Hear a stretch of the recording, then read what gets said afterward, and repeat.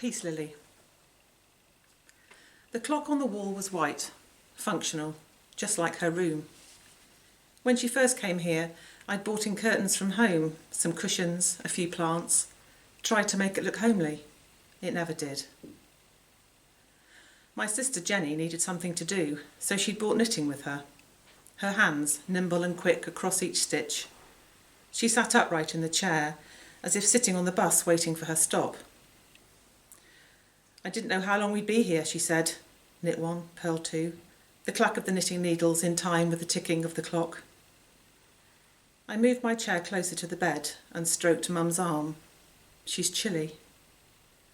I put her arm under the cover, leaving out the tip of her hand. The nurse had clipped a monitor to her finger. It's the lack of oxygen. It'll make her feel colder than usual, mumbled my brother, Tom. He stood up and walked over to the small window, which looked out onto the car park. I tucked the bed cover in a little tighter. Knit one, purl two, knit one. It's a blessing, I guess, I said. That's what everyone says, isn't it? I looked at the pot plant which sat on the corner of her dressing table. Its leaves had once bounced with life, but were now yellow and hung down. Peace Lily, I said. Aren't they meant to thrive anywhere? No idea, my sister said. Chuck it in the bin. There's life in it yet.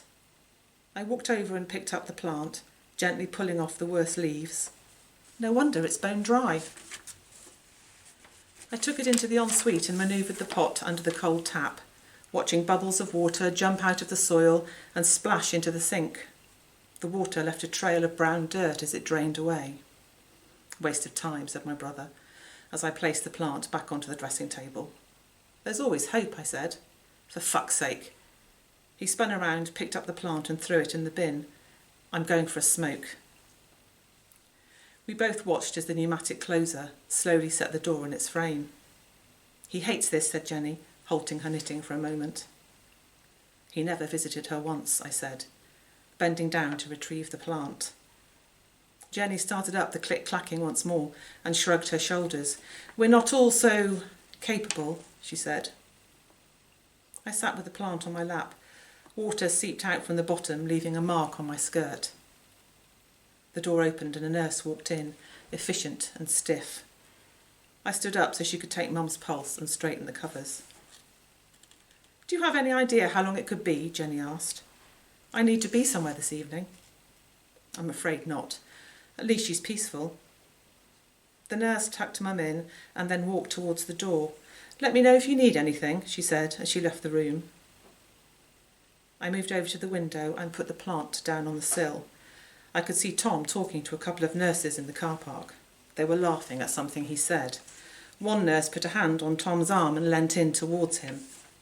He's flirting with them, even today. Knit one, slip stitch over. Jenny concentrated on her stitches. Tom looked up and saw me in the window, took a step back from the nurse and threw his cigarette on the floor, grinding it into the ground with his foot. Going anywhere nice this evening? I asked, as I turned away from the window and moved back towards the bed. It was arranged a month ago. I just thought... What? She put her knitting down on her lap. That I changed my plans? Damn, dropped a stitch. She couldn't even feed herself. She had you, said Jenny. Tom walked back in the room. The smell of smoke clung to his jacket. The nurse is bringing us some tea, he said, and hung his jacket over the back of the chair. The nurse you were chatting up just now, I said, as I sat back down in my chair. I brushed my hand over the stain the plant had made on my skirt. How's Jilly? Still living with her sister? The knitting needles stopped. The ticking clock filled the silence in the room. You know Jilly's not been well, said Jenny. I know Tom's moved out and left Jilly's sister to look after her. I turned towards him. You're good at that, aren't you? Leaving, I said. Tom moved towards me. He placed a hand on each arm of the chair and leant down. I could smell smoke on his breath. You have no fucking idea what you're talking about. He spoke slowly, emphasising each word. I turned away from his stale breath and stroked Mum's hair. Leaving is easy, I said. The nurse who'd been talking to Tom in the car park came in with 3 cups of tea on a tray. Her blue starched uniform shushed as she walked. She placed the tray on Mum's dressing table, spilling a little out of each cup as she manoeuvred it into place. Tom stepped back, avoiding her gaze. "That's so kind, thank you," chirped Jenny as she carried on with her knitting. "I'll just check on Mum if that's okay." I walked into the ensuite to get paper towels from the dispenser. I could see the nurse holding Mum's wrist. I wiped to the bottom of each cup and placed Jenny's on the overbed table next to her handbag. I handed a cup to Tom, but he shook his head, so I held it in both hands, letting the warmth turn my fingers red. The nurse took one last look at Tom before leaving. He shifted in his chair. "I need to go," he said. "I promised Jilly I'd pop by." He looked at me, but I said nothing, and sat back down. Jenny glanced up at the clock. "I didn't think we'd be here this long." "Why don't you both go?" I said, stroking Mum's arm. "Go home." Jenny looked at Tom. "We don't want to leave you," she said. "If only it wasn't today. I really do have to go to dinner with Jerry. It's important to him. Could mean promotion."